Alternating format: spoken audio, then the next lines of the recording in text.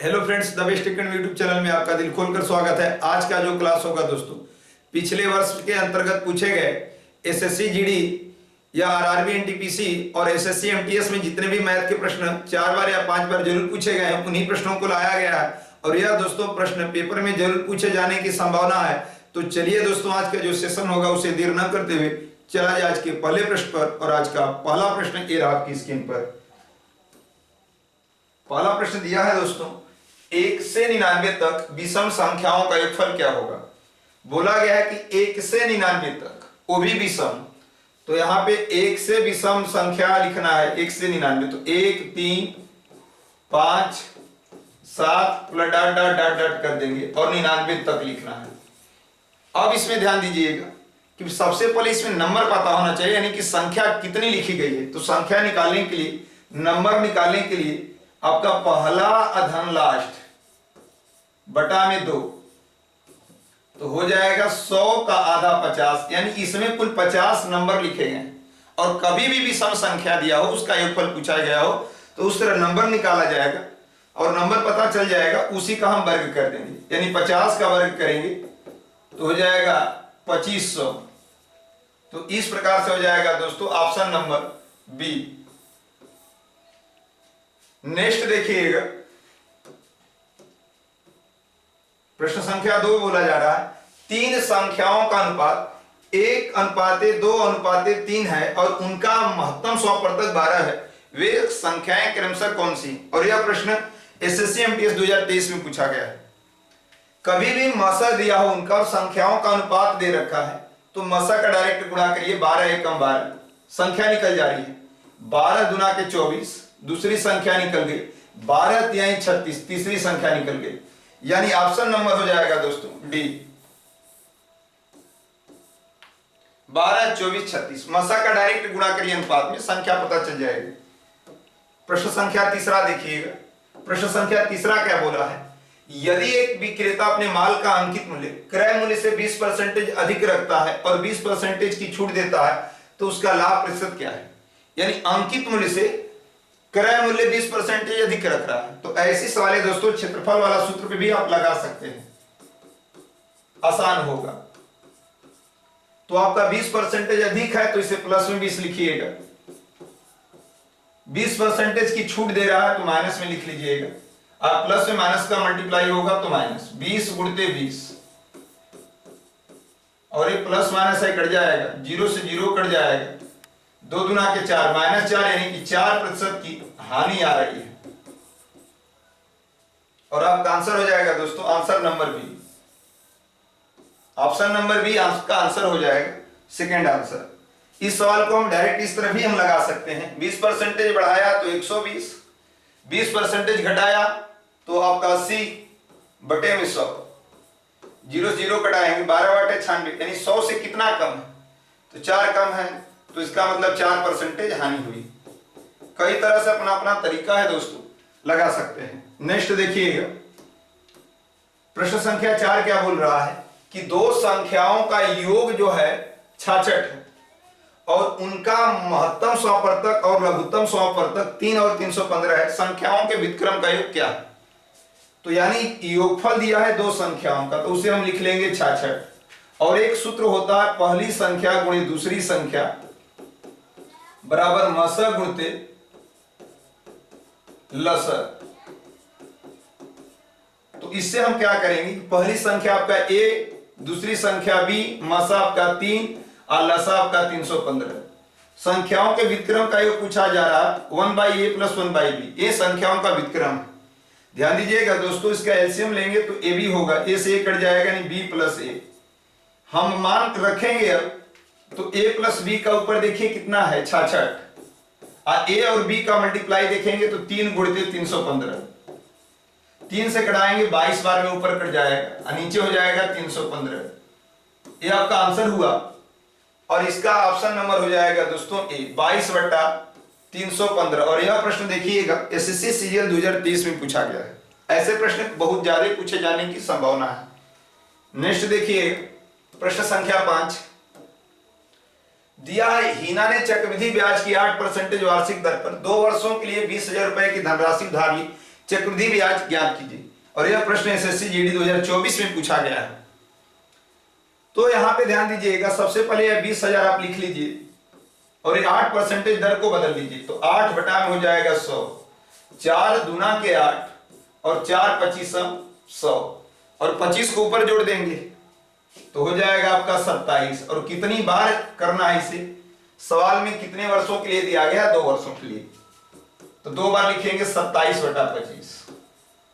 ध्यान दीजिएगा दोस्तों, एक बार 25 से कटाएंगे तो 25 वाठे 20,000 है, सारी यहाँ पे 1 जीरो और होगा, 200, यहाँ 100 आपका है तो 25 चौक का 100, 27 में 27 का मल्टीप्लाई करेंगे 729, यहाँ पे 4 है और गुणे 8 है, 8 9 72 को 2 हाथ में 7, 8 गुना के 16, 7 23 को 3 हाथ में 2, 8 7 56, 2 58, 4 का भी मल्टीप्लाई करेंगे तो 4 दूना के 8, 4 तिहाई 12, 4 आठे 32, 1 33, 4 पांचे 20, 3 23 और इसमें से 20,000 को घटा लेंगे तो आपका बचेगा 8 2 3 3 यानी 3328 रुपया आपका ब्याज हुआ।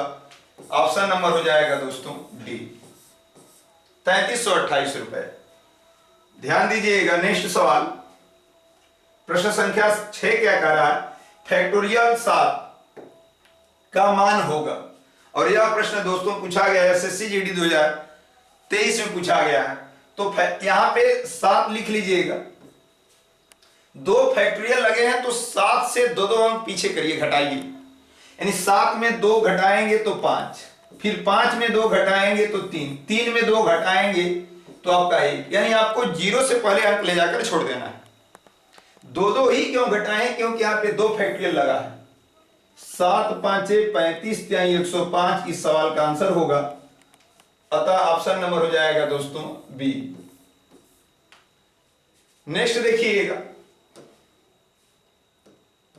प्रश्न संख्या 7 क्या कह रहा है, ए किसी कार्य को 20 दिन में पूरा कर सकता है जबकि बी उसी कार्य को 30 दिनों में पूरा कर सकता है। ए और बी मिलकर दोनों एक साथ इस कार्य को कितने दिनों में कर सकते हैं। तो जब 2 लोग हों तो आप नॉर्मल फार्मूला याद कर लीजिएगा, x + y, हालांकि इसे क्षमता निकाल कर भी लगाया जा सकता है। ए 20 दिन में, y ए इसे 20 दिन में, बी आपका 30 दिन में, और नीचे जोड़ देंगे तो हो जाएगा 50, 0 से 0 ही काट देंगे, 5 चौक का 20, 4 तिहाई 12 दिन आपका आंसर आ रहा है, जो कि ऑप्शन नंबर हो जाएगा दोस्तों ए। और यह प्रश्न पूछा गया है आरआरबी एनटीपीसी 2022 में। हर जगहों पे ऐसा प्रश्न देखने को मिलता है। तो नेक्स्ट देखिएगा दोस्तों, प्रश्न संख्या 8 क्या बोल रहा है, यदि किसी त्रिभुज की भुजाएं 5 सेमी, 4 सेमी और 3 सेमी है तो इसका क्षेत्रफल क्या है। तो सबसे पहले 5 सेमी और 4 सेमी 3 सेमी आपका समकोण त्रिभुज बना रहा है।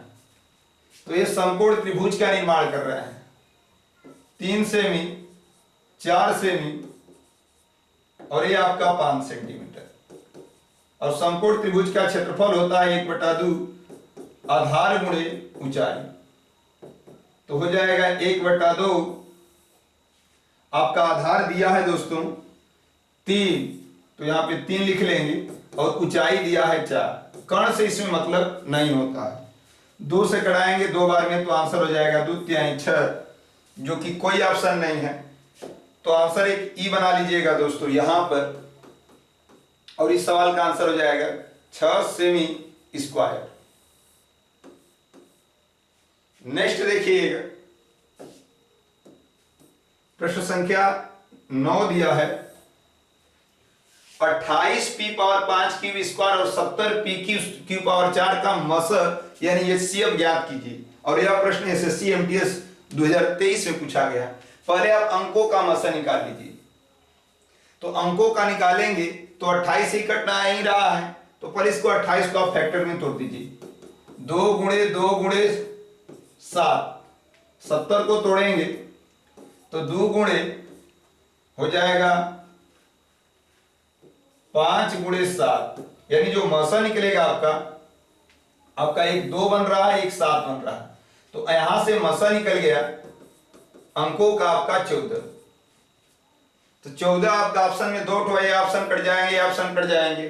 अब ध्यान दीजिएगा, इसमें P5 है, इसमें P3 है, मसम में जो सबसे कम मिले, यानी इसमें 3 ही मिल रहे हैं, सब इन दोनों में 3 ही मिल रहे हैं, तो 3 इसमें देखिएगा, ये ऑप्शन भी कट गया क्योंकि P यहाँ पे 5 है, तो ऑप्शन हो जाएगा दोस्तों डी।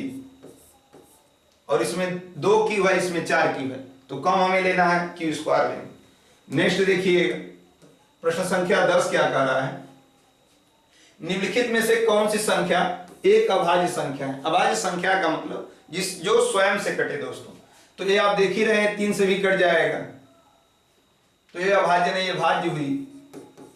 ये 11 से कट जाएगा, तो ये भी भाज्य है, और ये 11 का घन दे रखा है, तो ये भी भाज्य है। आपका जो ऑप्शन नंबर हो जाएगा डी, जो यही एक अभाज्य संख्या है दोस्तों, यह किसी से नहीं कटेगा, स्वयं से कटेगा एक को छोड़कर। प्रश्न संख्या 11 बोल रहा है, उस समचतुर्भुज का क्षेत्रफल ज्ञात कीजिए, इसकी भुजाओं की लंबाई 25 सेमी और विकर्णों में से एक की लंबाई 14 सेंटीमीटर है। यानी सबसे पहले आपको समचतुर्भुज बनाना है, ये समचतुर्भुज है दोस्तों, और इसकी भुजाओं की लंबाई 25 है और एक विकर्ण की लंबाई दे रखा है 14। ध्यान दीजिएगा, तो दूसरा विकर्ण की, तो यहां पे आप देख रहे हैं कि जब ये पूरा 14 है तो ये वाली 7 होगी, तो कंफर्म 25 और 7 के साथ, और ये आपका जो बन रहा है कर्ण बन रहा है, तो 25 और 7 के साथ लिखवाया गया होगा दोस्तों कि जिसका विकर्ण कभी भी 25 आ जाए उसका भुजाएं 24 7 आते हैं, तो इसमें आपका 7 है, तो एक 24 आपका इसमें कम है, तो यहां पे लिख लेंगे 24, तो पूरा विकर्ण आपका कितना होगा 48 होगा। तो समचतुर्भुज का जो क्षेत्रफल होगा 1/2 पहला विकर्ण गुणे दूसरा विकर्ण, पहला विकर्ण गुणे दूसरा विकर्ण, तो 1/2 पहला विकर्ण आपका कितना है 14 दिया ही एक विकर्ण, और दूसरा विकर्ण आप निकाले हैं 24 24 48, आप कटा लीजिए, 2 7 14 मल्टीप्लाई करेंगे तो 7 8 56 को 6, 7 4 28, 28 6 34, 346, 2 7 14 7 8 56 को 6, हाथ में 5 2 7 4 28 5 33, 336 हो रहा है, जो कि ऑप्शन नंबर हो जाएगा दोस्तों सी। नेक्स्ट देखिएगा प्रश्न संख्या 12 बोल रहा है, साधारण ब्याज की 5% वार्षिक ब्याज की दर से कितने वर्षों में 400 रुपए का ब्याज 450 रुपए हो जाएगा। यानी एक सूत्र होता है, साधारण ब्याज बराबर धन गुणते दर गुणते समय बटा में 100, धन आपका 400 और दर आपका 5 और गुणते टी और बटा में हो जाएगा 100, और जो ब्याज है आपका 450, यही नहीं दिया है ब्याज, ब्याज 450, धन आपका दे रखा है 400, दर दिया है, 2 0 से 2 0 कटा लेंगे, 5 से कटाएंगे तो 5 9 45, अब 2 से कटाएंगे 2 बार में, 2 से कटाएंगे 45, 45 का आधा जो होगा 22.5 वर्षों में होगा, जो कि आपका आंसर हो जाएगा दोस्तों बी, ऑप्शन नंबर बी 22.5 वर्षों में। यह प्रश्न आरआरबी एनटीपीसी 2022 में पूछा गया है दोस्तों। नेक्स्ट देखिएगा प्रश्न संख्या जो 13 है, ध्यान दीजिएगा, एक पेंटिंग को 5% की छूट के बाद 5525 रुपया में बेचा गया, तो पेंटिंग का अंकित मूल्य क्या है। और यह प्रश्न आपका एसएससी सीजीएल 2023 में पूछा गया है। यानी जो आपका 525 रुपये, सॉरी 5225 रुपए 5% छूट देने के बाद अंकित मूल्य पूछा जा रहा है, यानी बड़ा मूल्य पूछा जा रहा है, तो इसमें आपका हो जाएगा 100 ऊपर, अब 5% छूट दे रहा है तो नीचे 95। यदि विक्रय और क्रय मूल्य पूछता तो 95 ऊपर 100 नीचे, अंकित मूल्य पूछेगा तो बार बार बड़ा वाला अंक। अब 5 से कटाएंगे तो 19, 5 एकम 5, 5 चौका 20, 50 25, 19 से कटाएंगे 19 5 95 और 19 5 95, यानी 5500 आपका आंसर बन रहा है, तो ऑप्शन नंबर हो जाएगा दोस्तों ए, 5500 इसका अंकित मूल्य था। नेक्स्ट देखिएगा प्रश्न संख्या 14 क्या बोल रहा है, रानी 1 रुपया में 6 की दर से खिलौना खरीदी और उन्हें 1 रुपया में 3 की दर से बेचती है, उसका लाभ अथवा हानि प्रतिशत क्या है। यानी जब ऐसी सवाल आ जाए तो दर पहले लिखिएगा और रुपया बाद में। यानी 1 रुपया में 6, तो 1 रुपये में 6 की दर से खरीदी और 1 रुपये में 3 की दर से बेची। ध्यान रहे दोस्तों, दर पहले रुपया बाद में। 1 रुपये में 6 खरीदी और 1 रुपया में 3 बेच रहे।